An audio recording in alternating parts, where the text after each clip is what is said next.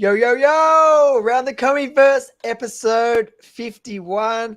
Okay, boys, Crypto Rain, the Real Randy Chavez, and Doctor of Stuff. I have a little announcement today. It's my birthday, and I've lost my voice. So we're going to have a fun stream today. Let's go. What were you doing last night that you lost your voice? Yeah, I don't know. I think it was just some sort of illness going around. Kids had it. Nothing too exciting. What were you thinking, Randy? What were you thinking? At a concert, just screaming. Yeah, nothing too crazy. Yeah, nothing too crazy. Wait, what were you thinking that I was thinking? Oh, I was thinking you were thinking of some naughty stuff. So apparently, on February 5th, like the week of Valentine's Day, when doctors put the tongue depressor on your tongue, I go I don't know if I should tell this story now that I'm halfway into it. No, you're gonna tell it now. Okay. No, you're too far past. Apparently, that whole week, doctors, when they do that to their patients, the back of the throats of a lot of the patients are bruised because of Valentine's Day activities. Yes. And then they don't even tell their patients about it because they know that that's what it's from. That is hilarious. Interesting. Bruised. Sounds like someone's going pretty hard. Woo! Yeah. We're gonna have a fun show today, guys. We're just gonna be talking Omi, VeVe. There's lots happening. Yes. Thank you for the birthday. I'm 37 years old, but I'm 37 years young. How about that? You look great. Thank you.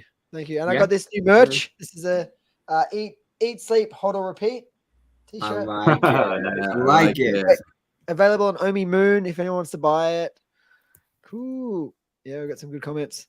So, Rain, do you want to start us off with some chat about Omi? Yeah, Tortolance has a really good question where it says, can you speak on the similarities in the comments made in the Cardano community last bear market compared to what we have people say currently about Omi? Well, some people say there's no way, they don't compare it all because Omi is completely different than Cardano, which was a layer one. And well, duh, that states the obvious. Ecomi's token Omi isn't a layer one, and that's not the comparison. The comparison was that the FUD was so high and the amount of just crap and moon and when is it going to finally go up and everything's delayed and all those same fears that people are having, that's exactly the same as it was in Cardano. And it drove Cardano all the way down to 3 cents and then 1.7 cents. And people were losing their mind. And people who had been believers in Cardano were fudding the bottom. See any similarities to what's going on with Omi today? And they find reasons to complain and whine because Cardano was doing terrible. And some other project took off and did 10x. And they're like, oh my gosh, stupid Cardano. It's so horrible. And the team. And when are they going to get their shit together? And I can't believe this just went 10x and Cardano isn't doing anything. And then over the next 12 months, Cardano did 200x from the bottom. So who was right on that argument? Well, me. What did I do? I bought when everybody was fudding, when people were running around like chickens with their heads cut off, talking straight emotion rather than rationalized, logical thought processes. And, those few of us that were able to act rational instead of emotional did exceptionally well. And all these other people sold the bottom. So people panicking or finding excuses to panic about Omi, cool. Somebody got to sell the bottom. Congratulations to those of you who are doing that. Probably none of our audience here, but some people are, thank goodness. And I've been accumulating Omi. Thank you to whoever's selling. I appreciate it. I'm taking that bet. And so we'll see. Some people want to argue with me about it. Why argue? Let's just see over the next 12 to 18 months who's right. Mm-hmm. I'm guessing it's me. So Jordan, I'm sharing something. I want to show this. This is a project called Gene, and they are in the decentralized science narrative. All right. So they actually came on the Rain channel. I used to work for Rain, and I would vet projects that would reach out to him. He still gets emails all the time of being like, we love your channel. We want to be on there. We'll pay you. And he's just like, no, I'm not shilling things, but he was like, hey, Doc, can you vet some of these? And if they make sense, right, we'll talk about it and then we'll come together and we'll decide whether or not to do it. So we brought Genes on. It's an awesome project. What they're doing, I love what they're doing. So I bought in at the drop. I bought in right here at the top, at the top, right? and it just tanked. And I was like, oh man, that is brutal, right? So let's look at this trading volume. The daily trading volume, $11.34. Okay. A good day is $679, right? So when people are sitting there like there's no liquidity for OMI and it's doing is going down, this project legitimately looked dead on the charts. Now, the team themselves were still actively tweeting. They were still actively building during this time, right? So I held on to my tokens. I'm like, look, man, there's a chance that this comes back. I didn't sell at the bottom. I'm like, why? Now, at the time, I was like, I feel like the risk reward at the time was a little too much for me. So like I wasn't buying here, but man, do I wish that I would have. And so then what happens here, right? DeSci becomes a narrative in May, and it pumps up to this point. So what I did, I'm like, look, there's a risk here. I'm going to sell half my tokens, right? Just in case, so that I take some, just in case for whatever reason this goes back down. But then I've held the rest of my tokens. And then bam, what happened here? It got into the narrative again when CZ was like, hey, I'm looking at biotech firms and companies in crypto, and I want to see what they're doing. And bam, it shot up, right? And so like, look, like if you, let's look at this. If you had bought at the low, your return, ladies and gentlemen, is 181.6x from the low. Ooh, Okay. nice. So massive returns. This is a high risk play right here, though, when it didn't look like anything was happening, even though the team was building. Here we have OMI. That's token really isn't doing much. It still hasn't bottomed out below 0004, right? But and there's still a community around it. The team's still building. The team's still doing things. All it needs is a narrative.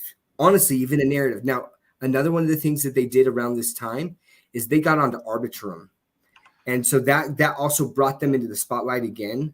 So all VeVe has to do is some marketing. And we know that David Yu has talked about, they're going to be able to talk about the OMI token here after the expiry. That's all he said, right? My speculation is that it's sometime at the end of this year, because they have that crypto XR meeting in January in France, which is a crypto event. They're going to be talking about OMI. Maybe they'll talk mostly about VeVe, but they will start talking about OMI. And I don't think that they would even be talking about OMI or going to a crypto event if that expiry hadn't happened. So my bet, and where I'm putting my money, right, not financial advice is what I'm doing, is I have been buying. I've been in these games. If you guys follow Crypto Rain, he is an excellent alpha caller. He's an excellent alpha caller. And so I have experienced 5 to 10x's on a lot of these projects and rolled some of those profits into OMI, which is low right now.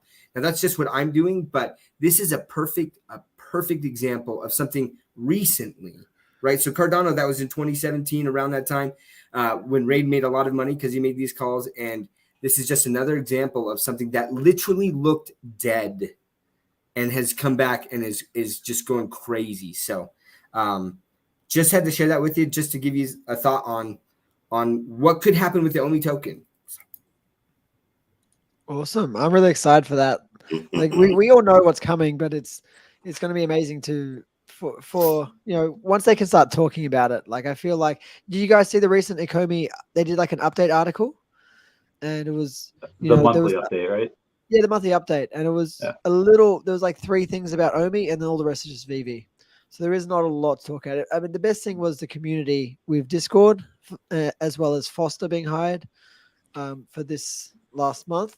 Other than that, though, nothing else has really changed on the OMI front. And like this is around the EcomiVerse, right? We want to talk about OMI. We want to talk about VeVe. But when they don't give us a lot of features and things and there's no roadmap, it's like we don't know what to talk about for OMI based. So we can only speculate. So I can't wait to that event. And Randy, you're going, is that right? I would like to. So there's a thing that's called Whale Week that Turtle Golf puts on. I thought it was going to be like every year, but now it's going to be like twice a year or every quarter almost. Where just get a couple high net worth individuals, go to, last time it was in Maine. And then it was just, hey, ask what you want about whether it's blockchain, whether it's Web3, gaming, whatever, just speculative stuff, things that we see on the horizon that a lot of high net worth individuals really just can't, even if they watch, half my videos or a bunch of people's videos, it's really hard. There's so much content out there. It's easy to miss stuff. So just going and taking a deeper look at that, and then it's just a good place to network as well. Just be, oh, hey, I run this company. Oh, I do this company, and it's a lot of fun. Not one person can't know everyone, but with a big enough network, it's kind of like that. 4 degrees of Kevin Bacon, I think that's called. Eventually, 7 degrees. Yeah. So eventually, you'll find someone that can know somebody who you need to talk to, and that makes things a lot easier. So we are going to do that in France, or we're hoping to do that in France. Yeah. So, but that's going to be a week before, or like the week leading up to the event. So I will likely go, but Rain's thoughts keep ringing in my head like a bell, saying like, oh yeah, $2,000, have great memories, great lifetime, great whatever, but that's also 3 million Omi, and that $2,000 is not really $2,000. It's really $200,000 in a couple of years. I was like, okay, yeah, you're right. So yeah, that's it's a good way of looking at money. Is that every dollar you spend, if you invest it well, that could be $10 or $20 worth, right? Yeah. It just gives you a different perspective.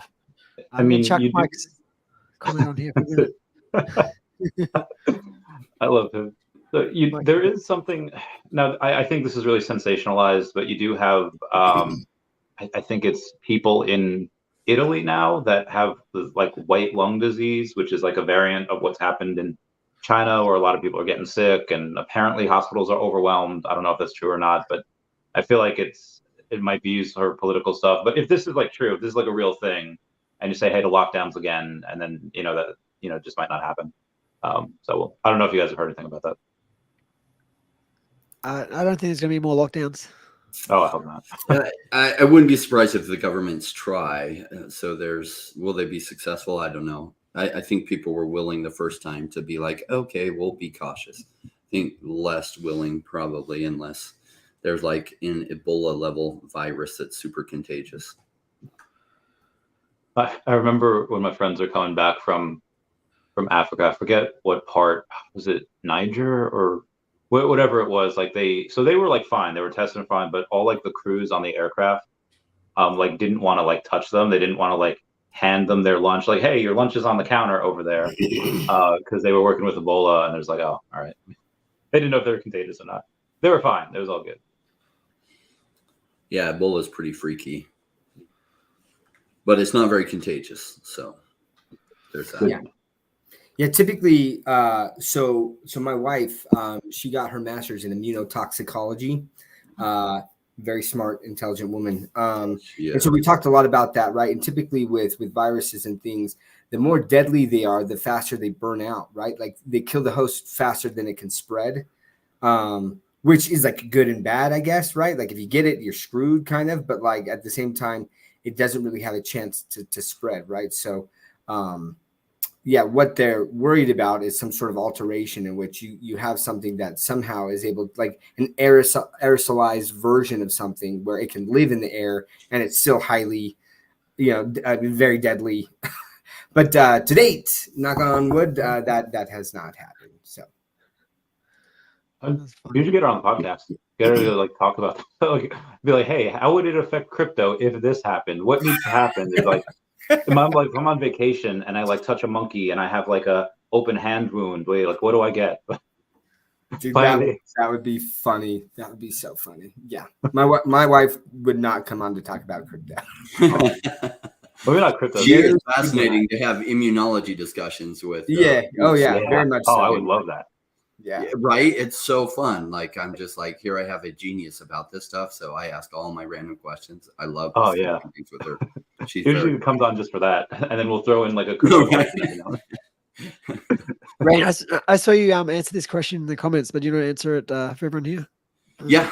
So Edgy was asking a really good question. Rain, you got me into VeVe and bought Ariso on the drop plus Todd, still holding through the pain, never sold. Do you think they can go back to all-time high?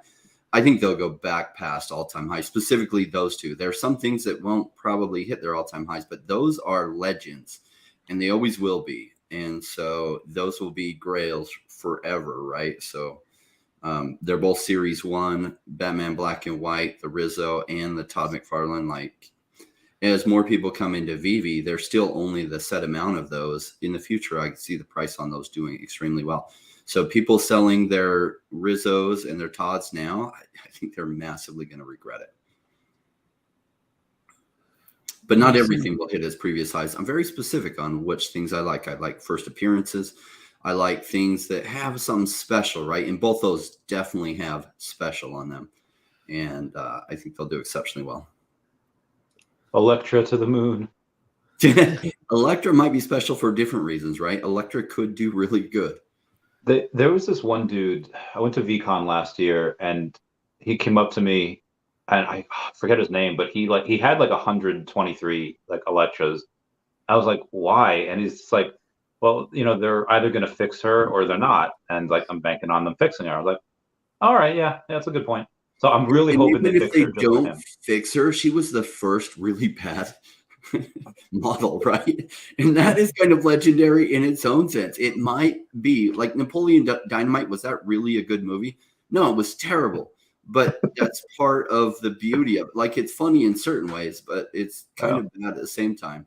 Like Doctor of Stuff, we hung out recently and watched a movie that was so bad it made it legendary, right? And if it hadn't been so bad, it wouldn't have been legendary. Was it The Room? It's Trolls 2. The room is also terrible, but yeah, Troll 2, it was voted at one point in time the worst movie ever made by IMDb users. It is so bad, but yes, it is so bad that it's good because you accept the fact that it's so bad. And then there was a documentary made about it called The Best Worst Film Ever. It's amazing. But yes, also the room is. That's another cult classic, but yeah, there's some movies out there. I love that movie. It's horrible, but I love it. Yeah, so we'll see. Like, Electra was so bad that it might actually have some value down the road, because a lot of the stuff they've come out with really good. And when I saw Electra, I was like, oh, that's terrible. That is bad. Do you guys know the story behind why Electra is so bad? No. It's they designed half of the model like pretty much up to the head, like up to the neck, right? And then that team, for some reason, they left or got fired or something, and they had another team come over and they took over the model halfway through designing it. So when you have, one person designed it from the start, from the ground up, and then somebody else designs it halfway through, it's really difficult to work because you don't know how they started that design, everything. So there's basically two different designers that made it. So I'm surprised they go from the bottom up and they don't work from the head down. It's really interesting. Yeah, that's what I saw a whole article piece on it. So that's what happened though. That's why it's so bad, because someone had to come in and sort of like make do with what was there and try and fix it up. They should have just started again, in my opinion. We're talking about something that's so bad it's good. I want some of those hero merch where not hero, the Bat Cow merch, where it's like made by, like, it has like a Marvel tag on it, or it has something that's they're all messed up. I want some of that merch because that's hysterical. Where I can get some. I love that Son of a Dad is quoting some of the line from the movie. Yeah, the line from the movie. Oh my gosh, guys! If you have not watched Troll 2, next Halloween, I highly recommend you do, and that you go into it knowing that it is going to be terrible, and you will have such an amazing time. I've started an annual Troll 2 watching party. So every year we'll watch either Troll 2 or the documentary about Troll 2, and then another terrible movie. The last movie it's called Rubber, and it's about a serial killer tire that kills people by blowing up their heads. It's the worst and also amazing. Did you guys ever see the movie The Cube? I haven't seen that one. If you guys haven't seen The Cube, it's insane. It's like these people get trapped in this giant cube that has almost like elevator moving rooms, and they're all moving around. And every one of the rooms has like booby traps in it somewhere of some kind. And you've got to like get from one room to another, and you've got to try and get out of the giant cube. It's like a stack of cubes always moving around, and like people's heads get cut off, and like it's brutal. It's crazy. It's not PG, but it's definitely very interesting. I've never seen a movie like it. I think they did multiple. They did like Cube 2 and maybe Cube 3 after that as well. Sort of like got a cult following, one of those weird, wacky sort of thriller horror movies. Should we talk about the Ryan stuff? We seem to be getting a ton of comments about it. Yeah, of course, people are going to be bringing up that question. I have some thoughts on it, but anyone else want to talk? Dr. Stuff, you want to start it off? Yeah.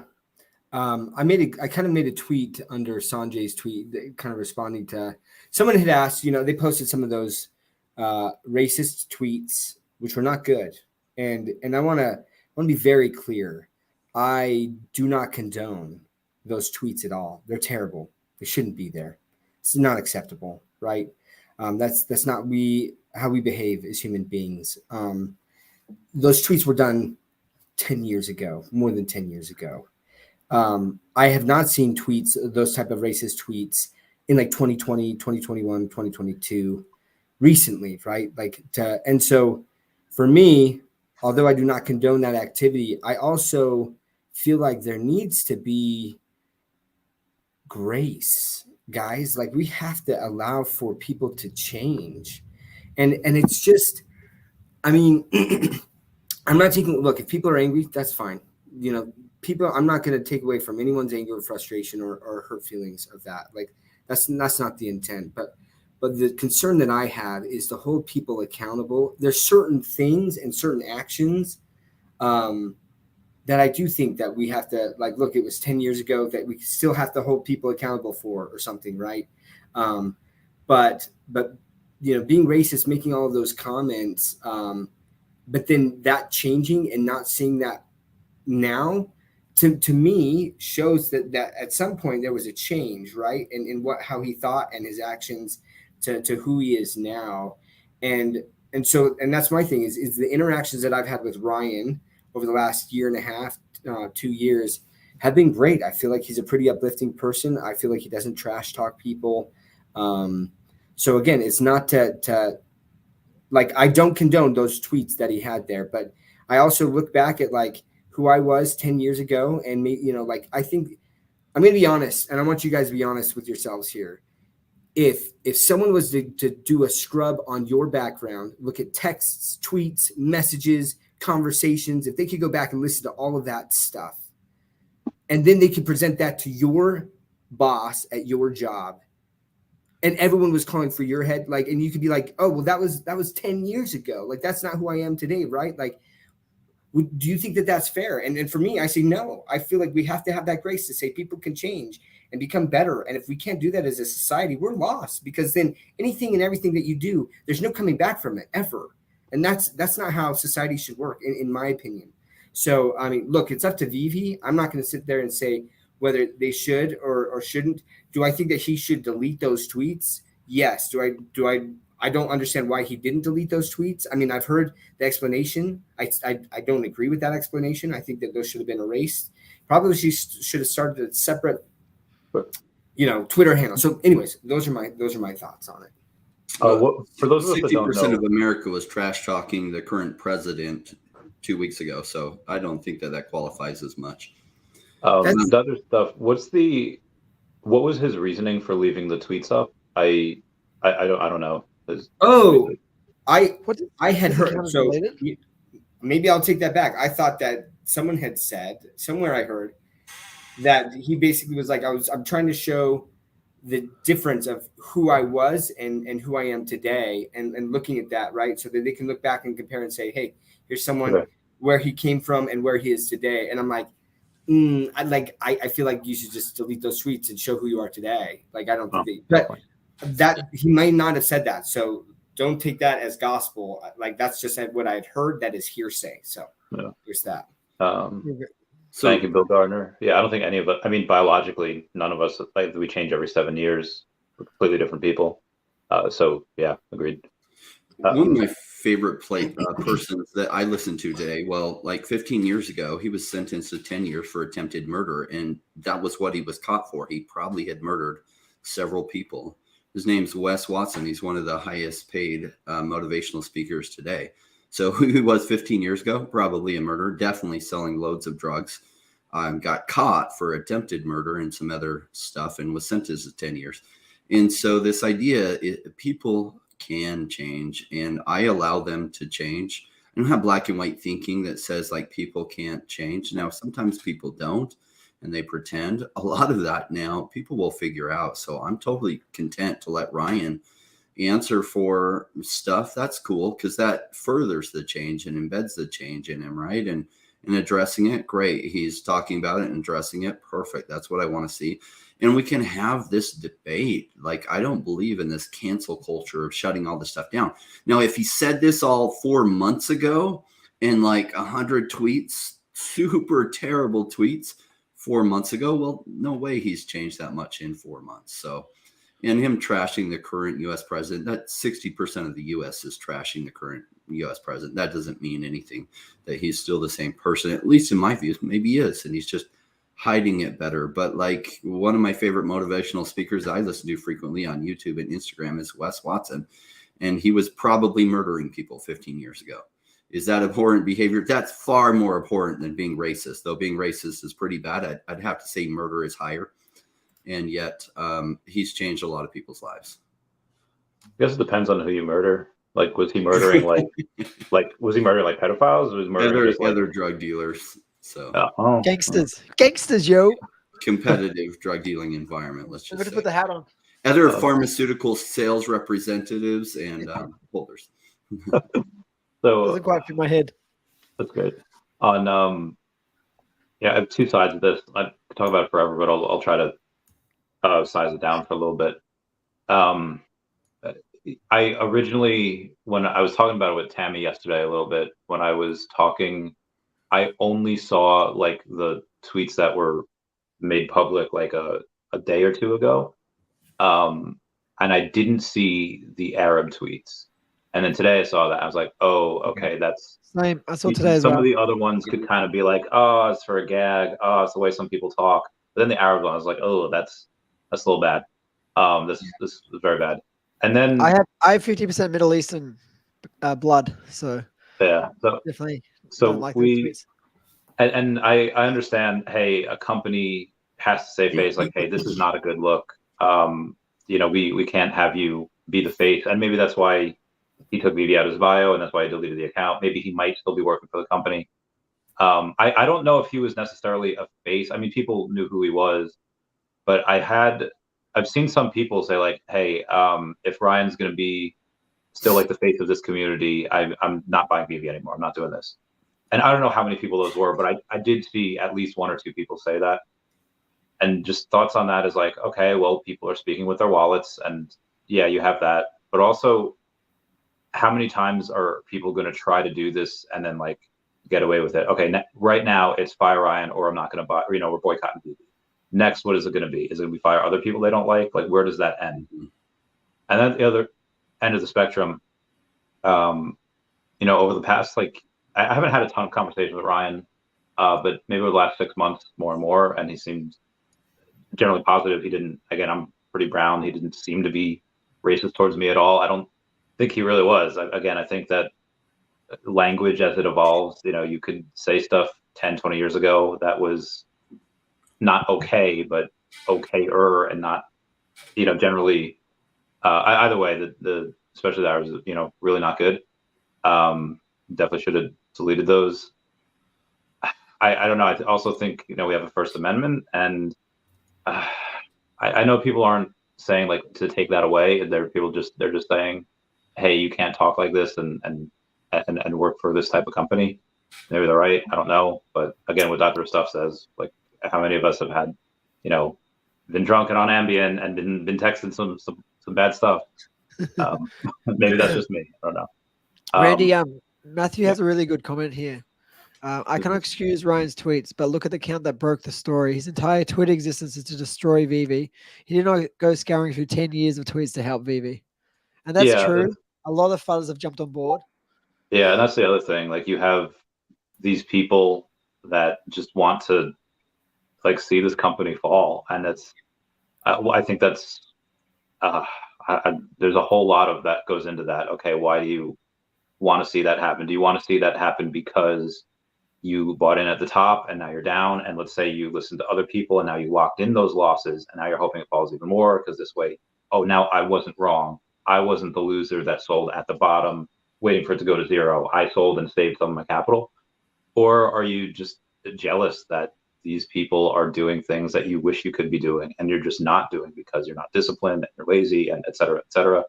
And saying that, you know, doing great things is possible, and it shows them that it is, but they're not doing it themselves. So I don't know really which way it's going. But yeah, a lot of fudders, a lot of. Yeah, so I can't say I know Ryan at all, and that would give me a better idea of his current character. I'm more interested in his current character in the last couple of years. That gives me a better beat. Obviously, his stuff from 10 years ago, he had major issues to address, major. Because somebody talking that hateful about lots of cultures, like they have some major issues going on in their life and some personal development growth to go through. That comes from a place of hate, right? And blaming races and degrading other races means you're in a terrible place. If he's still in that place, that would be very concerning. If he's grown and become a different man, well, then I'm okay with that. But I don't know Ryan to say, so I not my decision to make, and I'm not going to try to form an opinion on someone I don't know.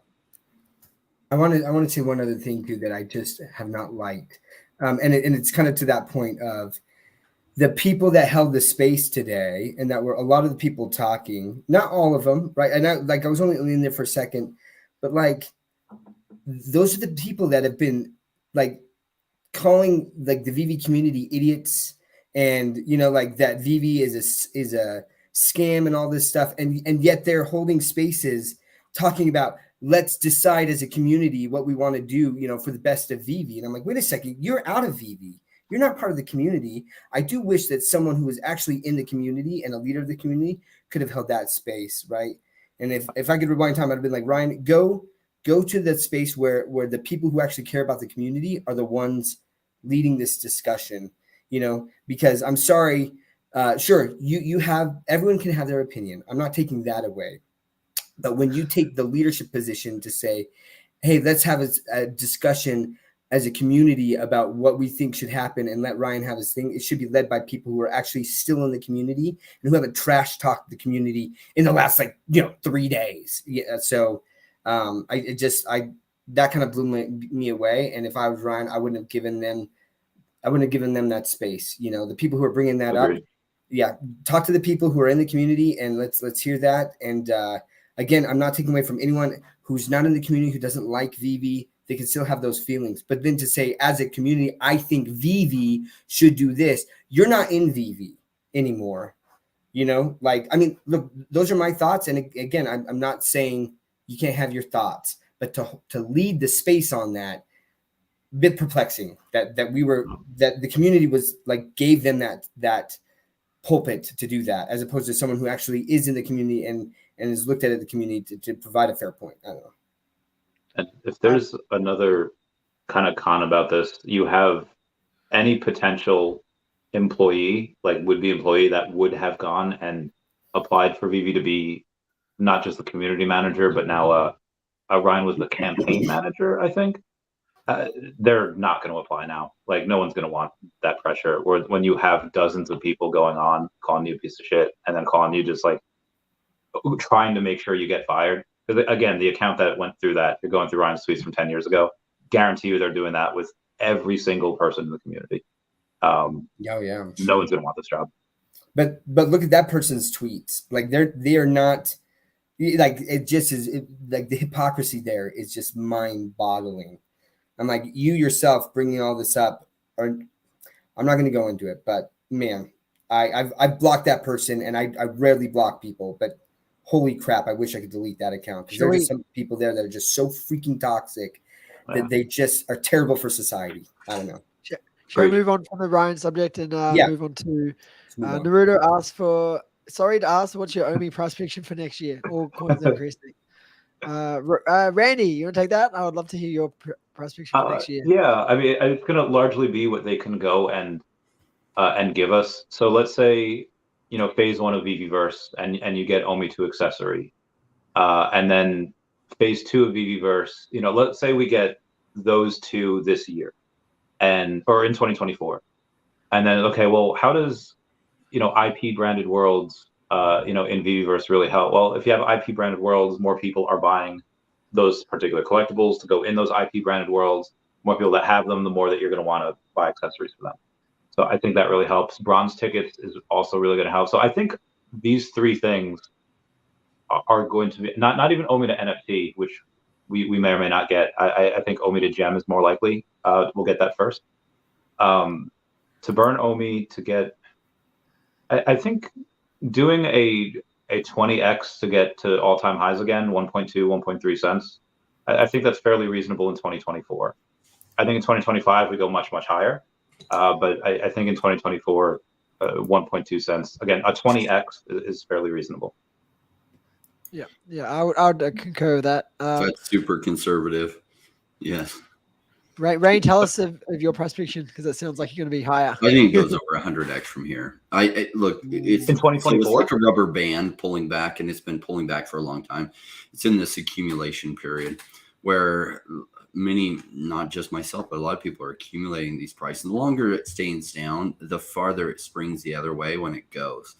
And it's been down for a long time. And so some people are impatient. They see blockchain gaming running, a little bit of AI run, and a few other things like Solana ecosystem and Avalanche gaming tokens. They're just like, oh my gosh, when is OMI going to run? Well, digital collectibles aren't running right now. It's not in the narrative. Right now, the narrative is focused on blockchain gaming and just a few other things, but the narrative shifts. And so when it focuses on digital collectibles, I think digital collectibles is one of the biggest changes that happens in the coming few years, that people grab onto this idea of digital collectibles, and VeVe leads that space. And so, like, the truth is, VeVe and Ecomi doesn't have to make one improvement from here. And when that narrative hits, they will go massive. So anything additional that they do is bonus, but realize they don't have to fix a single thing to go massive. Are you looking at some of the gaming projects and you're like, I've never even heard of this effing project and their website sucks, and they just went 10x. Why? Because the gaming narrative hit. So some people just don't understand the space, and that's okay. You're new. I was new too at one point, and thankfully I had some time before even getting into crypto, but I've been in crypto for 6 years. And so it's like, I just see these patterns repeat. Like the whole Cardano thing of what was going through like 4 years ago with Cardano is so similar. You have no idea, like the level of FUD, the people digging through. You had influencers much bigger than the anti-VeVe influencers dedicating their channels to hating on Cardano every day. Isn't that so similar to what we're going through today? It's the same thing. And yet Cardano went 200x from the bottom. So can OMI go 100 or 200x from here? It can. Will it? Possibly. Could even go higher. I don't know. But conservatively, I think it goes at least to 5 cents. But I think it'll go much beyond that. Will that be 2025? Late 2024. Cool. Done. I'm happy with that. Yeah. What's your ideas? Oh, I think it's, sorry, I was just laughing at Harris's comment. Cardano is still being funded every day. That's true, right? Like Alex Becker. Well, all those influencers, the ones, the haters, they shut up because Cardano did 200x. And now they're coming back out and showing their faces. Yeah, I told you Cardano sucked. And it's like, what happened to you when it went 200x? Why didn't we hear from you about your hating on Cardano? I'll say this. The staking mechanism on Cardano is amazing. It's amazing, right? Like it just stays in your wallet, and you're just like, you just allocate it to this staking. I mean, like nothing leaves. It's all done, right? So like the risk of something like connecting to a smart contract and getting your funds stolen, they've done a phenomenal job of that, right? So I don't know. My experience so far on Cardano, I've loved Cardano. It's cheaper. But everything's on ETH. But man, do I wish that things had started with Cardano? My experience so far, absolutely. I wish that Cardano was ETH and switch that up. But anyways, so price predictions, right? For Wes, I'm going to say $3 to $5. He's gonna lose his mind, man. He's gonna explode. Dude, I love it, dude. He'll never let me forget that. I'm just gonna wear a shirt to the next thing that's $5 Cardano. Yeah, we're getting some fun here. Make 2 of those. I'll wear it. Yeah, but like, here's the thing. I think I don't know about the burn mechanism, and it's so hard to understand what that's going to do to the price. Truly. There he is. We love you, Wes. Oh, I love that so much, dude. So I just don't know about the burn prediction. But yeah, I'm with Rain. Like I feel like 5 cents is conservative because like 100 to 200x, like it all depends on what happens with Bitcoin. Because a lot of times people, well, there's two things. You have the more savvy investors and they look at market cap, right? So as Bitcoin's market cap goes up, then all of these other market caps can go way higher than they have previous cycles, and no one bats an eye because Bitcoin's market cap's so high, right? But then on top of that, then you have the easy access to tokens. And that's where you've got meme coins and things like that. Dogecoin, the reason it shot up as much as it did, first of all, you had like one of the most influential people in the entire world talking about it. So there's that, right? But then what that meant is that the retail everyday in person was like, how do I get my hands on Doge, right? And they could go to Robinhood, they could go to like easy exchanges that people have access to get it. And so if VeVe can or Omi can get on a Coinbase or a Binance, right? One of the easiest, like the two easiest places to access tokens, it could go bonkers because that's all that has to happen is hit this run in a narrative, and then people are talking about it and people are asking, how do I get my hands on it? Your barber's asking, how do I get my hands on it, right? Then who knows, right? We are in uncharted territory on that token. But yeah, I would definitely say 5 cents by the end of 2024 is definitely not out of the realm of possibility, and potentially much, much higher. I feel like a butter when I said 1.2 cents. That was the reason I said that is because just 2024, and I think in 2025 we go to like 8 to 10 cents. But I feel like you guys are going like, yo, Randy, that's super conservative. Again, that was just in 2024. My prediction, the 2025 goes much higher because that's when the peak is. But this is the bottom. This is the bottom signal when Randy is saying that the lowest price prediction. Bottom signal found. We've got some really good comments here. I just want to run back to this one here. Tommy Vesper saying he had 3 or 4 Ethereum transactions fail, and they cost money. It's really, really painful. I did it recently as well, and I have been using Cardano the last few days. I've been buying some Cardano tokens from the Cardano ecosystem. I had 0 failed transactions, and the cost per transaction, even now when it's still like not bull time, it's still very, very cheap. Whereas Ethereum is already expensive. It's already like $15, $20 to do one transaction. And I think for Cardano, it's costing me like $1, maybe $1, maybe $2. So it's already 10 times cheaper. But the thing about this is during the bull run last time, Ethereum hit $500 per gas fee. $500. And sometimes it failed.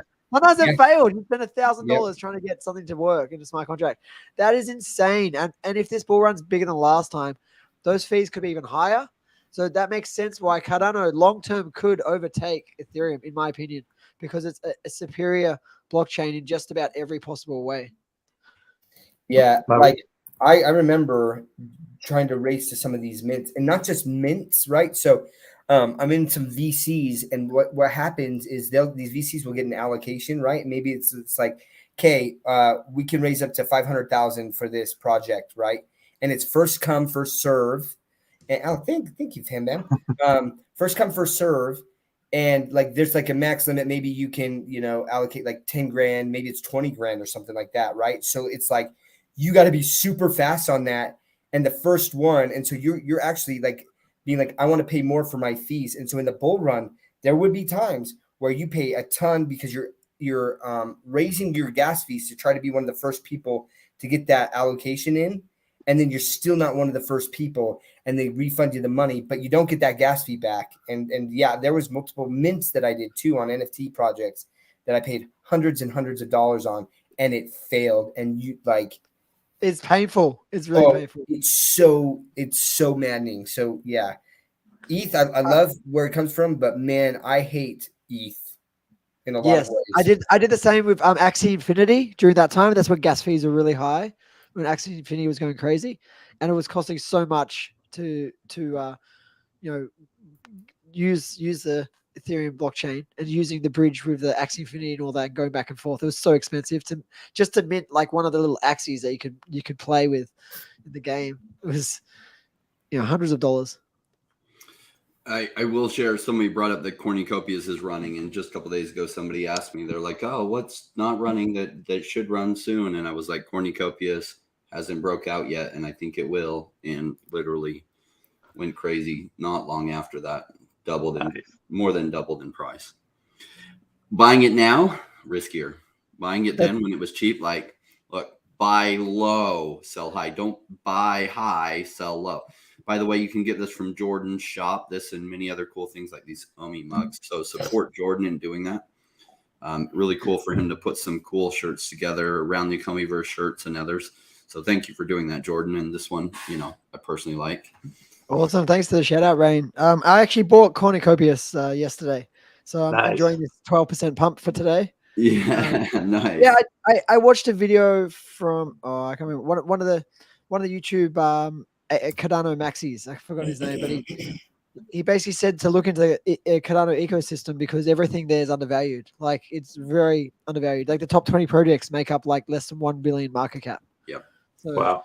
I just thought I'd jump on a few of those. So I'm happy to get some. I've already got a lot of ADA, but now I've got some of the actual, their tokens in the Cardano ecosystem. Well, a lot of people are FOMOing into AVAX stuff that is already pumped tremendously. And so I call it loading up on ships that are at port rather than jumping off the dock to chase ships that have already left port. So like the Avalanche Gaming tokens, they've left port. Don't jump off the dock and chase those. What you're looking for is things that are at the port that are currently low. So you can buy low in order to sell high. A lot of people want to chase what's already high and pray that it goes higher, and it usually goes poorly for them. And so like when I talked about cornucopias, like literally just a few days ago before it ran up, I was like, look at this pattern. The pattern looks solid. It's probably going to break to the upside from here. It was currently at port. Now it's running away. Will it probably go higher than this? Yes, it's just went a little over 2x, but it's already a little bit higher in hoping that it'll go even higher than here. It's not quite at port like it was. There are other things that are at port right now. And so like I learned that the hard way. That was some of the lessons I learned over my first 2 years. Even though I kind of knew these from other investing I'd done, I just couldn't get past myself my first year and a half. And then I just watched how the results were. And I was like, shoot, I shouldn't have, because I would sell things that were down to roll into things that had just pumped, only to watch the things that I had sold go massively up and the other things just in time to catch a retracement often. We do have a comment here. Rain, are you taking profits on Kopi? I'm guessing not yet. Not yet. Not on Kopi. Not yet. If it runs up like 5x or 10x from here, I might take some profits. And yeah. Yeah, the thing is, because Rain, you have a lot of land too, right? So even if you sold the token, you still have exposure to the project. Yeah, like, massive amounts of land. And so, but I think with cornucopias, like you have Bryson, who's playing the game. He does Twitch. He streams Twitch. He's a big gamer, got a large following, and he's playing the racing game right now. So cornucopias is going to have one of that first actual like visually amazing games to play that's also really fun to play in the racing game, right? They're still building out like a metaverse and things, and they're going to have other games. They have a mining game that they're doing as well. But these guys have just been so methodical, and they were doing they called it Kopi Cafe, like once a week, where the two CEOs come on to talk about all the developments. They show updates and stuff. They've got an incredible community. So yeah, I'm one of the things that I've been doing this time around is when something pumps pretty significantly, I will sell some of those tokens, and then I'm like, what hasn't pumped, and I'm folding it into that, right? And so, and then I'm also thinking about what are some of the tokens that I think in the bull run are going to be massively sought after, and I think that those are going to be launch pads, just like they were in the last cycle. What happens is these projects, they team up, they pair up with a launch pad because the launch pad has a lot of connections and marketing and things that they can do, right, to get more exposure for that project. And so the biggest launch pads get some awesome projects, and anyone who's able to get allocations in those projects from the launch pad, they can make some significant money, right? So then the value, but to get an allocation, you have to own a certain amount of the token. And depending on how much you own, gets you different allocation amounts, right? It's kind of how they structured it in the past. So I've been buying up some more like Engine Starter is good. I think Spores Network is massively undervalued. In fact, I was talking to Danny the Bull, just like 2 or 3 nights ago. And I was telling him, I'm like, look, I think Spores is undervalued. So then he bought some, and it's just pumped like 50% in the last like 2 days. Nice. Right. So one of my community members in the private Discord is like, sorry guys, I just pumped Spores. I just bought and then bought some more and bought some more. And he's like, the liquidity is pretty low. It is low. That's from me, he said. And it was like, how much did you buy? And he didn't answer the question with that yet. But he's like, but that is when something's got that small of a market cap and is really small, it can pump tremendously. If he dumped like 20K in there, that would have done it. So, Ray, do you think long-term, obviously this is not OMI talk, but do you think long-term Cardano will take over and flip Ethereum just because it's better? No, I think he's got enough layer 2s building on it that like it'll remain functional enough that I don't know that Cardano flips it. It's got a chance though. Cardano took the slow route to building things right. Remember, Charles Hoskinson helped co-found Ethereum. He was one of the 5 co-founders. And so he took some of his lessons learned and he built Cardano based on that. And so it gets a lot of FUD, but like they took a very smart, methodical approach, better approach than everyone else took. And they architected it all out before they started writing a single line of code, which is how you build solid foundations that don't crumble. And notice it hasn't crumbled. It has outperformed most of the other blockchains out there. And as they really scale it over time, it can do millions of transactions per second. So like it'll probably be like one of the blockchains that survives the test of time. So people selling it right now, it's really low, but not as low as it was. It was down at like 23 cents. And I was like, Cardano should not be 23 cents ever again. But sometimes the pendulum swings too far to the other side. And at 23 cents, I was like, this is too juicy. And what happened? Well, then it doubled from there. And so it's cool. When it doubled from there, I sold some more of my Cardano, rolled that into OMI, which had gone down to like 0.06 cents or whatever crazy low price. And I was like, sweet, like a gift. My Cardano just doubled and this went even cheaper. So I sold more Cardano. And even though I love Cardano is probably not going to see a possible 100x from here. And from especially this price, I think Ecomi's token does. So a lot of people they literally cannot do this. They cannot buy low. And that's okay. Just recognize that. Like it's too emotionally hard when you're brand new to buy low because you almost want to look to the side and get confirmation that it won't keep going lower because you're just scared. And it's okay to be new. Like just when you accept that about yourself and be like, I'm new, I'm learning how to do this. It actually opens your mind so you can actually get your own crap out of the way and learn how to be good at this. Just understand that at least 85% of people in crypto can't do that or they won't do that. They won't learn. And that's why there's so much money to be made here. Because if you're following the herd, if you're saying what everyone else is saying, you should be very worried. You have not figured out being a crypto investor yet. In order to be a good crypto, like I talk about a savage crypto investor, like a Navy SEAL type level crypto investor, you'll be thinking very differently than what you're hearing most everyone else saying. And if you're saying the same things everyone else is saying, you're probably doing it very wrong. So, Rain, question. You said I forget what coin it was before. You said I already did a 2x. I don't know if I go into it now. Kopi, was it? Yeah, for something like OMI, where it is, you said it could do 100x this next year in 12 months.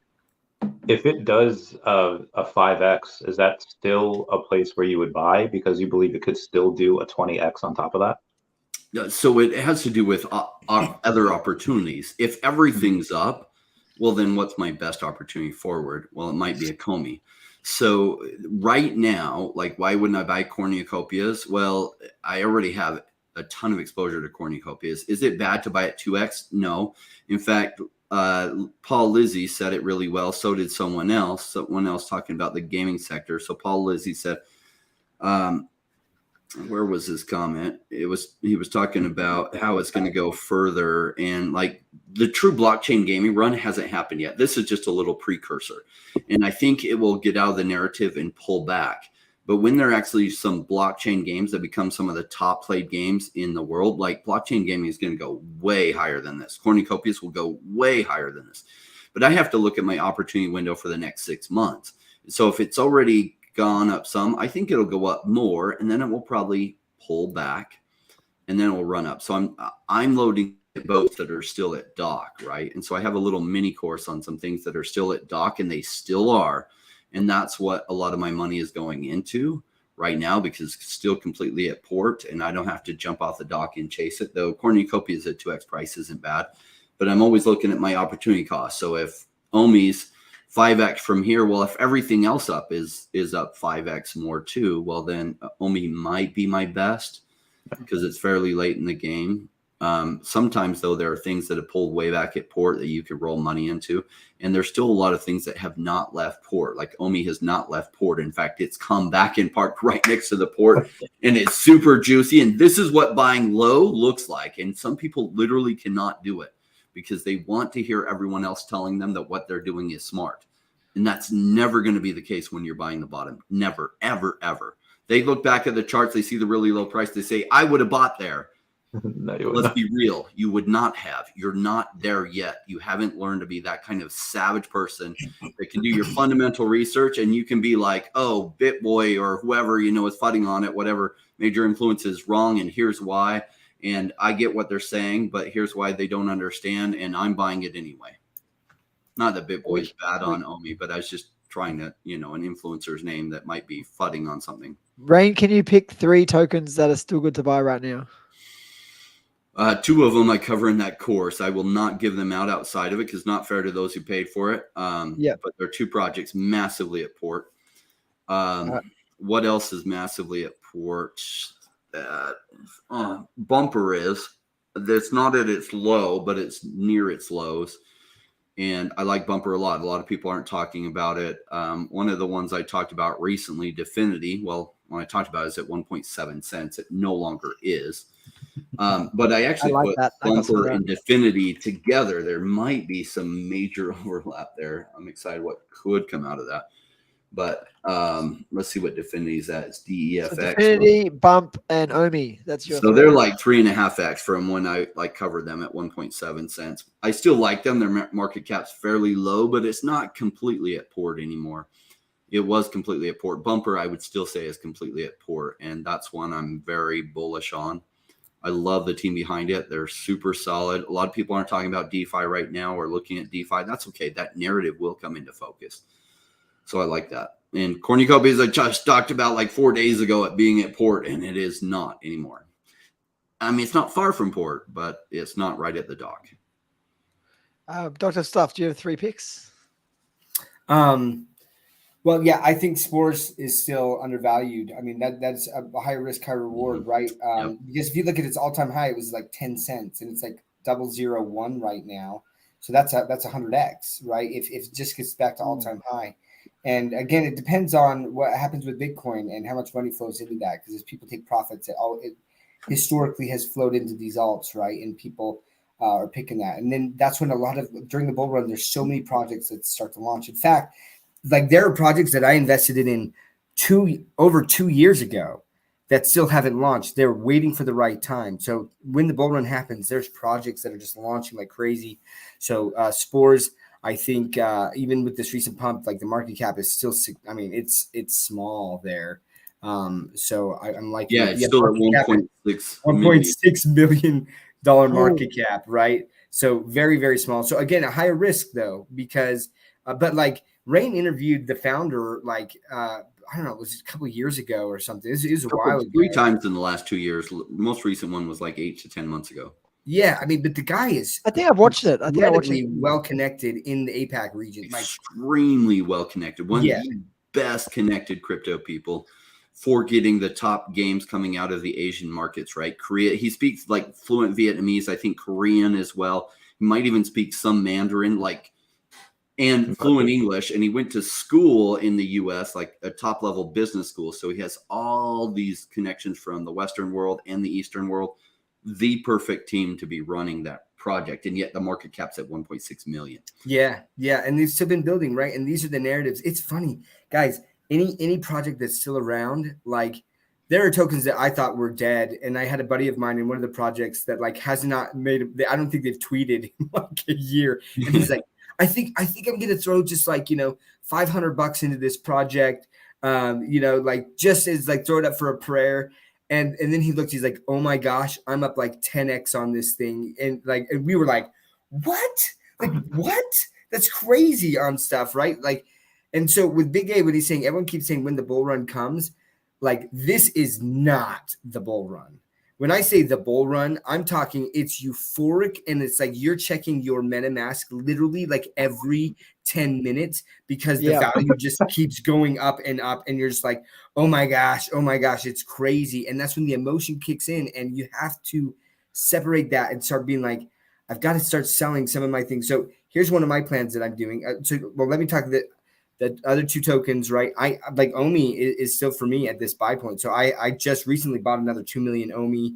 Woo! Let's go. Yeah. Like I'm taking profits from other projects that I think I'm like, look, I think that this kind of hit like this top right now. I'm going to sell that, wait for those to go down. And then with some of my other profits, I'm going to buy right back in and at least have the same amount of tokens I had before. And that's panned out relatively well so far. I can't time everything like that. And then right now I'm trying to do some more research on real world assets. And someone had just made a comment on that Perps Dex, Eddie Almeida, Perp Dex, real world asset. Oh, okay. And the Oracle. So yeah, like I am trying to look at like real world asset projects, and Rio is one of them that Danny DeBoll has been talking about. I didn't realize that Rio was a real world asset.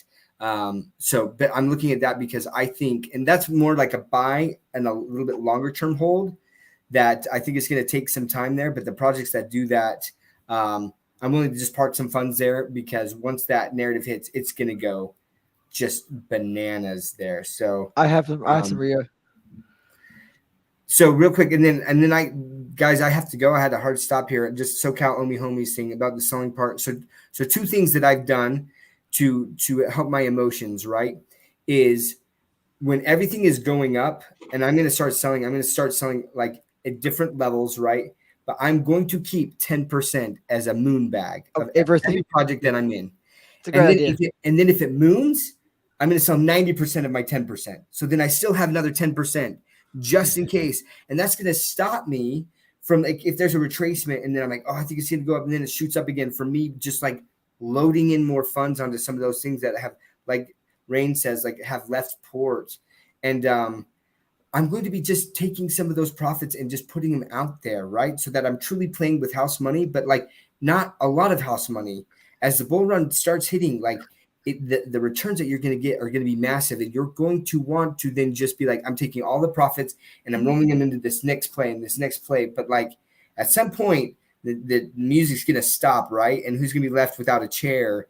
And so that's why I am taking some of that money and I'm starting to park it and say, I'm not touching this. And so if everything then goes to zero, so be it. I've made substantial gains here and I still have moon bags in case I'm wrong. So with that, everyone, I have to go, but I want to say, if you haven't already, subscribe to everyone's channels and smash that like button. Appreciate Jordan setting this up every week. It's awesome. I love that people they look forward to these Mondays, and I enjoy speaking with the fam. But I got to go. I appreciate all of you who are watching from my channel. I highly suggest that you join one of the other channels to finish watching the rest of the show. So thanks, everyone. Thanks, Dr. Stuff. Thanks, Doctor. Yeah, I love it when he's able to make it. I love his reasoned analysis skills are freaking incredible. And he can't talk about what he does for his day job. Let's just say it's really, really, really high level. Yeah, it's really smart, dude. My three. So I feel like the person that asked this, he's like, just give me the tickers and don't give me any details.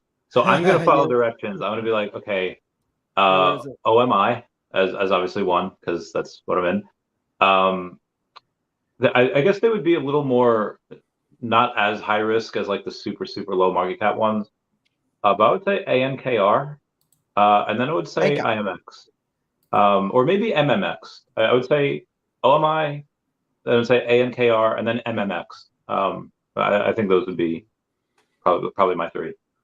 Well, when are you planning to hold your MMX till, Randy? Well, Just see what it's happens. contingent on what OMI does. Yep. If OMI is still down here in like 4 weeks, like end of the year, I'll have to, yeah, I'll take that out and I'll put it in OMI. If it, depending on what, I mean, unless MMX like gets cut in half and it's like, okay, this is, I don't want to really sell at a loss. But I think it would be silly, even if it goes to like $4. I think it's like $2, something. Even if it goes to like $5, whatever.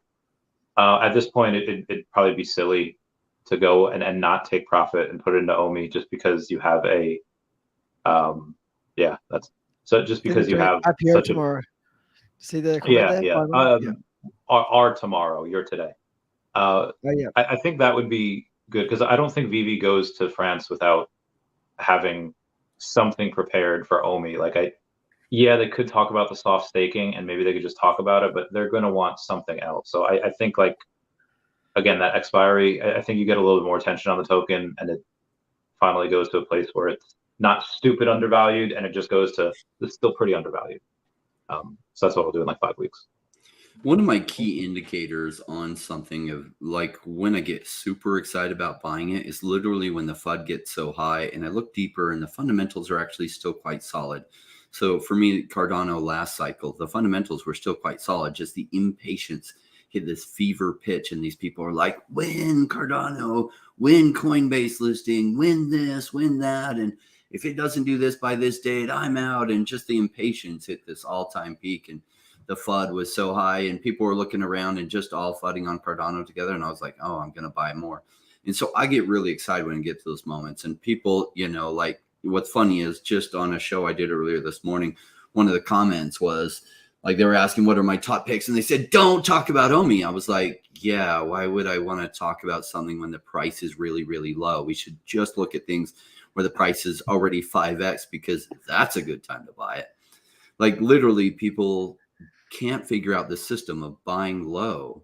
They can't because they want market confirmation, because as human beings, we have this principle of psychological consistency that what has been happening is what's going to continue to happen is what we think. And that's why 95% of people get this space all wrong and they do terrible in crypto. That's not just a number that's thrown out. That's what the statistic is, that 95% of people don't do well in crypto. And you take one of the largest asset classes, this transfer of wealth happening, and 95% of people are going to do poorly during it. So what the hell are they doing wrong? And don't do that. Well, part of it is they literally can't buy low. They're going to chase into some stuff like Miri right now is, 0.95 cents. And I think Miri is going to have another leg up. But what's going to happen is a lot of people are buying it now. It's going to have another leg up. And then the blockchain gaming narrative will fade out for a little bit. And I think Miri might even run up to 2.5 cents. And then it will probably retrace for a while. So if they buy it right now, they'll watch it go to 2.5 cents. They're like, yes, it's going to go straight to $1. And it's not going to go straight to $1. And it will pull back on them and it will go to half of what the price is now. And they will freak out and they will sell it. And then they think crypto doesn't work. No, it's just they don't know what the hell they're doing. They got in a Lamborghini and they wrapped it around a telephone pole. And then they're complaining about Lamborghinis don't work right. And it's like, you tried to do 70 in a 30 zone and couldn't make the corner happen. Duh. They're just new at this. And they don't come in with a humble approach of how do I learn to be good at this so I can do it right?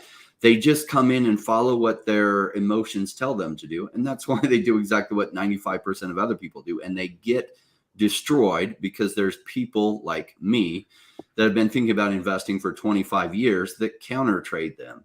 That when they're freaking and panicking, I'm buying. And when they're FOMOing in, I'm selling.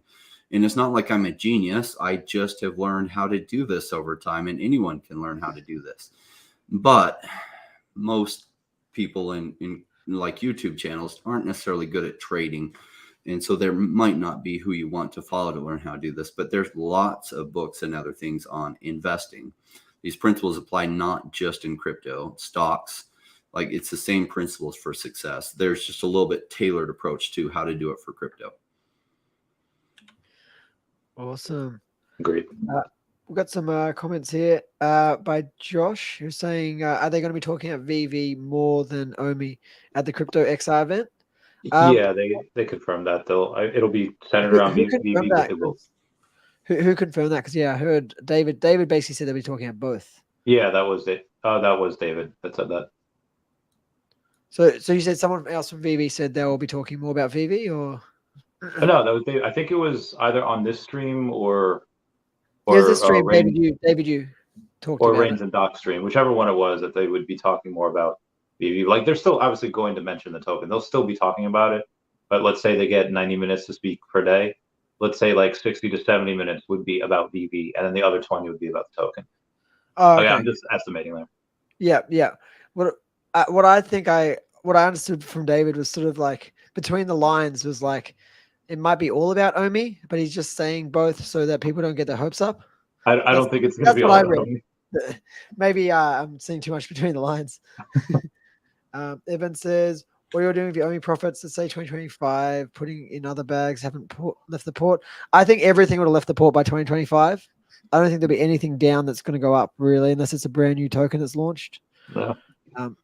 There will be a lot of people rolling into other things that they hope go massive, and there will be some brand new tokens, and people will be going crazy, and the fever pitch will be real, and it'll be a good time to be putting it outside of crypto. Yes, taking back out. Yeah. So I'm going to buy a ridiculous house. I'm going to buy 7 ridiculous cars, actually about 10. A supercar for every day of the week. There'll be Monday, and it'll have a license plate Monday, Tuesday, Wednesday, and that car only gets driven on Monday. And people say that's ridiculous. Yes, they are right. It is absolutely ridiculous. Sometimes you have to show people ridiculousness for people to really start listening. So yes, there'll be some ridiculousness. Yeah. So Evan's right. Looking at other projects, but Omi's just so cheap and juicy at these prices for sure. Agreed. Yeah. Go for it, Randy. I'll get an actual bed with a big mattress, and then I will get. I'll probably just have one Cybertruck, or maybe another car. I don't know. If I get a house, I'll rent out at least half of it, and then I'll live in the other half. I don't really need a big place. I like living with people. I like living with friends. I like doing that. But I'm a pretty simple man. I won't, like, I'll still eat Taco Bell. Like, I'll eat good food as well, but I'll still go and get cheesy gordita crunches every now and then. Anything crazy. That's really when the charity work really has to start to happen. So maybe going and buying a small place in not Myanmar, over in Madagascar. And then at that point, talking to a couple of my friends, like, hey, either friends that are still serving, friends that are out, like, hey, we start contracting you to do perimeter checks around these land that I'm buying, and then go from there. Cool. So you're gonna buy some land as well? Yeah, that's the point. It's gonna be a lot where the places are have a lot of endangered species, but in order to buy stuff over there, it has to be minimum of 500,000. So it's got to be like a decent plot of land. Like there's like hundreds of acres. That's cool. Yeah, it's gonna have to be. That'll be fun. Maybe I'll help throw some charity events for that, Randy. That sounds like a really good cause. That'd be great. Thanks. It'd be cool if we did like an Omi collab or VeVe Omi collab and get everyone in the fam. Maybe we could get a drop done too on VeVe. Like I would love that. Yeah. And give everyone money Omi goes towards shirts. charity. That'd be so cool. Yeah, I would love that too. Yeah, that'd be fun. Yeah, they've done that before, right? They've done some drops for Ukraine. different events. Yeah. So that's another thing that we haven't really heard about in a while, where David had mentioned, somebody had asked him about, hey, have you heard of venture philanthropy, and would you ever do something like that for VeVe? And he kind of cuts them off saying, like, yeah, we already have a charity arm. Like, I was like, oh my God. So I really can't wait to see what they're doing for stuff like that. I don't know what it'll be. We got his Mark says around the EcomiVerse vacation timeshare. Nice. We can do that. We get a timeshare. Cool. Oh, call me a loser. Who's my new bae of the day? Was this Nicholas Cater? That's right.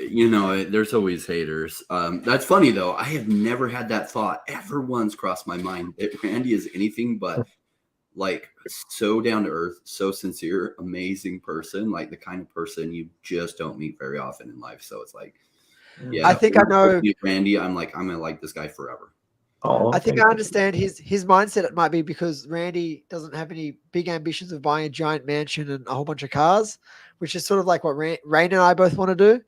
So maybe that's why he thinks like that's. But it's not all about that, right? Material possessions only get you so far, and when you die, you can't take anything with you. Just remember that, guys. Yeah. It's all about what I we guess I'll learn get here. some of my Pokemon cards back. But if we're talking about like houses and mansions, there's I don't know if you guys have ever seen the Amityville Horror, any of those movies that it's about. Anyway, the Amityville Horror is based off of a house that's like 15 miles away from me, 20 miles away, and it keeps getting bought and sold every like 4 or 5 years. Like the person who buys it winds up selling it almost immediately, like every couple of years, because it's still a little like creepy and haunted. So I would really like to buy that place. I think that But you'd have to sell it, or you just have to make one with the spirits in there. yeah, I don't know what I'd do. I'd like to see a ghost. I'd like to go and talk to it. Podcast So- with a ghost. This is When off Randy jumps topic, out. obviously, and I know this is not a place Rain talks about too much, but I've been watching this guy recently called Darius J. Wright, and he's a guy who since he's 16, he's now in his, I think, his early 30s. He's been practicing going out of body, OBE, Oh out yeah. of body exploring, and I've had two. I've spoken to them on here before, but the two I had, it wasn't fully conscious, but I'm starting to learn about how to do it. Randy, there's actually methods for learning how to go out of body, and you can explore different realms. You can see spirits. So if you were in a haunted house, you could go out of body there and go talk to all these spirits. Say, hey, you guys need to move on. Can you go over there somewhere, and you could like Well, clear I out mean, the house. if you watch, I think it was the Insidious movies. Like, if you do go out of body, someone else can go into your body, and I have my body. I've been out of body, and I've had those spirits try and get in my body, and they can't without your permission. Well, I am not going. Like, what if I do that and I'm on a certain type of substance, and I'm like, yeah, it's fine, it's okay, you can do it, and then suddenly I am without a body. It's not happening. I don't think it's possible that they can ever take over. It's the same as if you let them in. It's the same as those people that channel entities. They channel entities, so they're temporarily letting something in to communicate and talk and stuff, right? But you're ultimately in control of your body forever until you But die. for the first time in my life, in like the next year, my life is about to get super, super good. And I am not messing that up. I am not catching a charge. I'm not doing nothing. Okay. So when you've got everything you want material wise, and you've done some charity work, and you got some spare time, then maybe you can start practicing OBE, going out of body, exploring other universes, because this is just one part of the world, right? Like we think this is everything, material wise, feels like everything, but there's a lot more to it. And I've been to other dimensions, and there's a lot more. This is just like a little taste of it, little part of the pie. I had a dream that we had SpaceX the other day, and it was so real. It was there. So maybe that's just me visiting another timeline or another universe, or maybe that's something that has not yet come to pass, and maybe we do have SpaceX. I don't know. That would be so cool, man. Imagine, I would love that. What's it called? The Starship. The Starship would be amazing. I would for sure buy that drop. They could make it expensive too, right? People go crazy for Elon Musk, Tesla, and SpaceX. They could charge $120 per Starship, and I think it would probably sell. I mean, sell out. Yeah. I mean, people were buying his tequila for like $400, and that was, I mean, I think now they're paying $600 for an empty bottle. So yeah, they would totally pay something that they could take pictures with. I'd love that. Yeah. So Wes thinks my 7 supercars idea, one for every day of the week, is excessive. Absolutely, that's the point. It is excessive. Really hardly be driving each of the cars, and I'll also have actually a few other cars, because I'll have a daily driver, which will be a truck that will be massively excessive too. Yes. I would love to be Rain's driver. I would love to go and they'd be like, oh, where to today, Mr. Rain? And then just like speed all the way. Yeah, I will have a limo for when we go to like fun events, because I will start throwing big parties again, like way bigger than what I threw before. And we'll have a limo that like fits like 14 people, and we'll have a driver, and like, yeah. So You guys are both invited, right, to some of my parties. Woo! I'm I excited. yeah, I would need like a van to travel. I guess at that point, just take an Uber, because if you're in New York, you're not allowed to drink. Like even if someone else is driving, you're not allowed to drink unless it's like a 9-person vehicle and above. So I remember one time, me and my friends, we got like a Uber X, like, so it was like a 6 or like 9-person. Go drink on the way. Scott asked you a good question here. Yeah, Jimmy. So David, when he joined Dr. Stuff and I, he talked about this a little bit. He didn't elaborate all that much on what the expiration was. He talked about how once there's an expiration of a certain date, they'll talk more about the token. I haven't heard as to why that is. Randy might have better alpha than me, or Jordan might. There's but I can't say anything about speculation, but I haven't heard good stuff. But what's the speculation even say? Speculation wise, I just say there's something that they can't talk about. But it is. I think it's expiring in December, so I think this month is the last month, and it lines up with that January event, right? They obviously can talk about stuff in January, so they're going to the Crypto XR event. So it's pretty simple. Like logically, they just say, okay, well, obviously January they can start talking about it. So maybe before then we get something. That would be really cool. January 1st, that would be cool. What's funny is Nicholas Cater doesn't know Randy. He says, Randy, just don't be a millionaire sleeping on someone's couch. No excuses ever again. He totally will be. In fact, he'll come over to my house. I'll be like, don't stay at a freaking hotel. Yes, I know you can afford one. But like, stay in the guest room. And that way we can stay up till like 5 a.m. in the morning talking. Yeah, like I said, I won't allow you to stay at a hotel because I'll be like, no, I want you close by so we can just talk the whole night. Yeah. Do you have a dog I can cuddle with that we can go in? I do. He's amazing too. So yeah, it's a miniature golden doodle. He is adorable. Oh, wow, that's cute. Yeah, that's one of the things I feel bad about getting. Like I would love like I'd love like a whole pack of dogs, but if I'm traveling so much, it's really not fair to the dogs. Unless I get like an au pair for like my pets. No, I just get like a nice little French lady to come in and feed my dogs while I'm away, and keep the house in order. Maybe I could do that. But yeah, I don't see what's wrong with going and saving money. So quick story, and I feel like this has merit here. Like 3, 4, it was before I retired the first time I went back to work. I was in the high risk lending business, and I had to move out of one place before I went to another. And I was like, hey, I was with this girl. I was like, hey, can I like, if you have like an extra place, can I like, I know you're kicking out this renter. Like, when is he being kicked out? Like, I'll sleep on the couch for a month before I take the place. Like, it's fine. And then another girl I was with, she's like, that's weird. Like you have money though, right? I was like, yeah. I just like, well, why wouldn't you get like, we were just talking about finance at the time. I was making a lot. And she's like, well, if you're making this much money, why don't you just get like a 2 or even 3-bedroom apartment? Why don't you buy a house? I was like, well, that's not really going to make me a lot of money very quickly. Like, it might in the long term, houses as they go up, or if I rent it out, but I wouldn't get an apartment, for where it's just me, and I wouldn't get a 2 or 3-bedroom. But I feel like a lot of people have this mindset of like, oh, just because you have the money, that means you can spend it. And I feel like that's a really, really bad way to continuously be broke. Yeah, it's a good way to, like, a lot of people live to the max of their means or even beyond their means. And so they show a lot of money, but they don't have a lot of money. And I think my first 2 mentors who were super rich ruined me because they drove like really old, cheap vehicles. And so I've actually leaned towards cheap vehicles. I still drive a cheap vehicle today.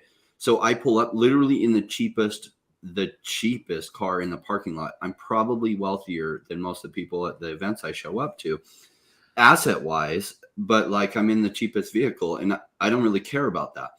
I have learned that sometimes people need to see nicer stuff for them to listen to what you have to say. And that's always astounded me because I've always listened to people based on how informed their conversation is.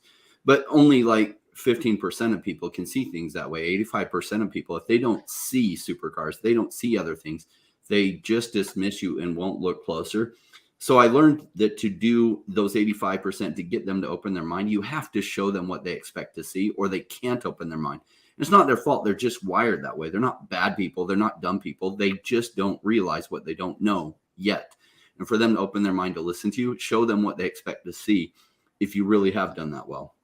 So I could have done that earlier. I just had this internal debate with myself that's like, just like vehicles are depreciating assets. Why would you buy something for $90,000 that like 5 years later is going to be worth $15,000? Terrible idea. But if you do buy supercars like $700,000 range, they can be worth 4 years later even more than you paid for them. Here's my dog, so he would love to cuddle with you. Super cute. Looks fluffy. Rain, what you just said reminded me of this little story I have. I was talking to this young guy at my karate. I where I do karate, and he's really into stocks. And I was talking about crypto, and he just turns off straight. Thinks it's a scam, and he dismissed me completely. But he didn't know that I had a Tesla, and so he was just walking. He's walking out of the karate place, and he just sees me pulling past in the Tesla really slowly. And I just washed it. It was clean. It was sparkly, looking awesome in the sun. And I just saw his face change. And like the look in his face is like, oh, maybe I should start listening to what he's saying. Maybe he knows what he's talking about. And that makes sense, right? Like when you've got something physical that looks good, you can show people. It does change their mind. Like next time I saw him, he wanted to know more about crypto. But before that, with me just in the karate dojo, just walking around, I'm pretty basic clothing. I don't dress up like crazy or anything. Because until he saw me in my car, I didn't really believe what I said. Yeah. When I was researching how to do better courses, because I want to be able to make stuff that people really benefit from, that really changes things. Ty Lopez is the master of like online education, and Ty Lopez, like he tells a story about his mom called and been like, oh my gosh, you're changing little kids' lives. And he's like, what are you talking about? It's like, well, my best friend is a teacher at the school, and the worst student at the school, like the worst. He was bullying everyone. All of a sudden he's bringing all his books to school. He's getting straight A's. And his teacher's like, what's changed? And he says, well, Ty Lopez says I need to do good in school to get a Lamborghini like he has. And so the youth, they can only understand that. They haven't learned how to distinguish like lame arguments versus good arguments. So if you want to attract the younger people who haven't figured that part of things out, you have to show them what they need to see. Now, unfortunately, you'll attract a lot of the wrong kind of people too. And so like our Discord, like it's a gated community that it costs $20 a month to be in. So that gate alone has like weeded out a lot of the people that I don't really want in my community. But at some point, if you're showing all these things, you'll bring in some of the wrong type of people, which I'll just then boot them. I don't need their $20 a month, or by then the Discord will be a lot higher for new members joining. And just be like, because I'm looking for people that are open-minded and willing to learn to think the right way. I don't need to do this stuff. I don't need to do YouTube. I don't need to do other things. I enjoy sharing with people these principles that I learned because it changed my life financially. And this next bull run is going to be quite magnificent too. Rain, do you want to talk about this at all? Because I don't believe Ty Lopez is a scammer at all. I do believe he didn't know that much about some of the courses he was selling. Yes. So look at what people are good at and bad at, right? I used to hate Ty Lopez because in 2017, I couldn't go anywhere with seeing his crypto course ads.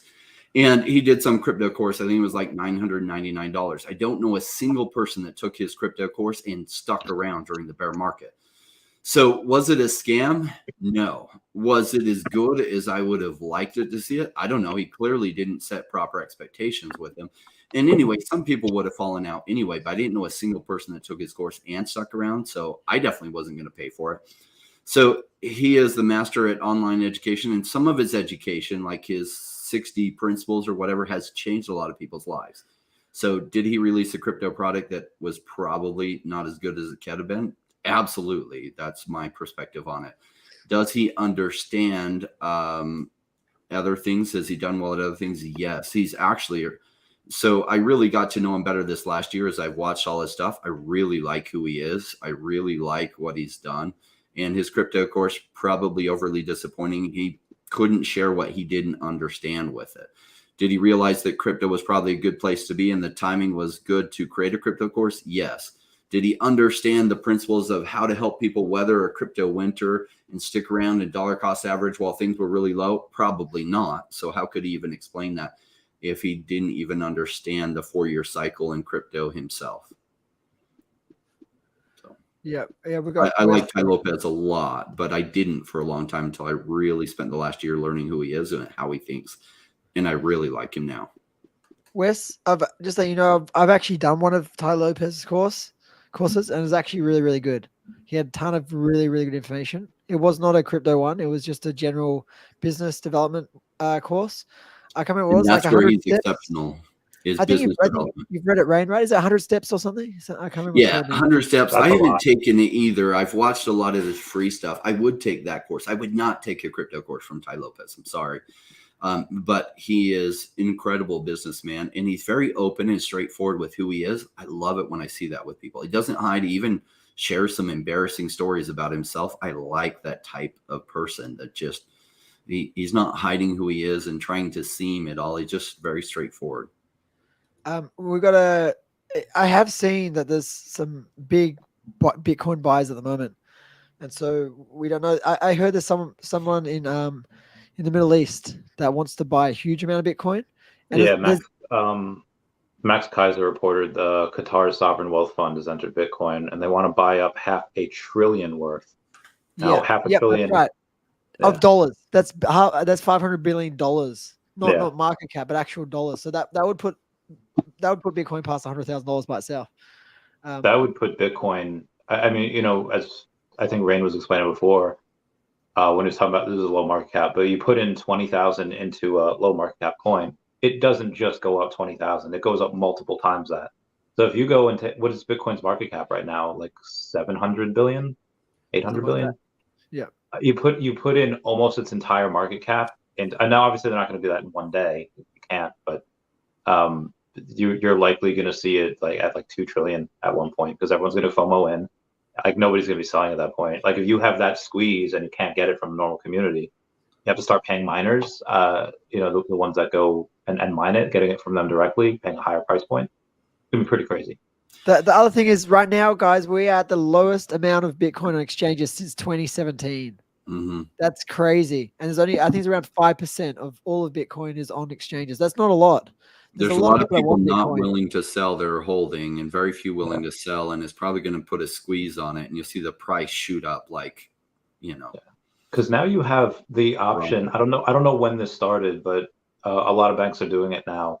Hey, you have a certain amount of Bitcoin. Now you can borrow against it. And like 5-6 years ago, I don't think that was possible. MicroStrategy's been doing that on the big scale for ages, but you can do have a small amount of Bitcoin. So you never have to sell your Bitcoin. You can actually just borrow against your Bitcoin and then buy more Bitcoin and use MicroStrategy's. Yeah. So why would you sell the Bitcoin if you could just borrow against it and just end? Let's say you do that on a business account. Let's say you have an extra $2 million on your balance sheet you're going to have to pay taxes on. Wait a minute. Why don't I just get a loan off of my Bitcoin? It sits on my account as a debt. And then this way it kind of muffles up the profits a little bit. And then you don't have to pay as much taxes. Perfect. Oh, it's so simple. And I feel like more and more people are able to do this and understand this now. So it's, a lot of fun. Awesome. I've got to wrap it up now, guys. If you guys can say your last final words to the audience, what do you want to leave them with today? Yeah. So what I'm excited about is a lot of the people that are here right now are people that stuck around during this bear market. So as long as you were also dollar cost averaging and smart projects that were at port, I think the coming year it's going to do exceptionally well for you. Now it might it'll really start to change your finances. One bull run, maybe if we have a super cycle, one run is enough to really change your finances, but even 100x, if you put in $10,000 and you get 100x, so $1 million will go a long ways in the Philippines, but not the US or Canada or Europe. And so it's it really takes 2 bull runs. So strap in, it's going to be a wild ride. Learn as much as you can about becoming a smart investor, and then take profits while you're ahead, and then stick around the following bear market and do this one more time. And I will be shocked if you're learning and growing, becoming a smart investor, if 2 cycles, 2 bull runs that you're well prepared for don't massively change your life forever. Agreed. As Harvey Dent once said, the night is darkest just before the dawn. I get it. If you're all in on OMI or anything, it's hard. Dr. Stuff talks about this last cycle where he was in a couple things, a bunch of rain stuff started pumping, and his wasn't pumping at all. As long as you're in a good project, it'll have its day. It'll have its day in the sun. I'm down more on Omi than I think anyone else in the project. So if I'm here and I'm chilling and I'm buying more and I'm not worried and I'm 100% okay, that should hopefully give you guys a little bit of confidence. Okay, Randy's not worried. And again, this isn't financial advice. I just don't want people freaking out, and God forbid selling at these prices, just because some people think, oh yeah, Omi's going to 0004, and yeah, Bitcoin's going to go down to 12,000 again. Like, and again, nobody has this crystal ball what's going to happen in the short term, but yeah, show that Tesla. That's what I want. But again, I'm accumulating down here. I think I might only get to 180 by next month when if I can get there, great. If not, I'm fine with 176, and that's cool. But I'll try to get as much as I can before it starts creeping up. That's what Awesome. I'm doing. Well, thanks for coming, guys. Really appreciate it. Make sure you like and subscribe to everyone here, and we'll see you next week.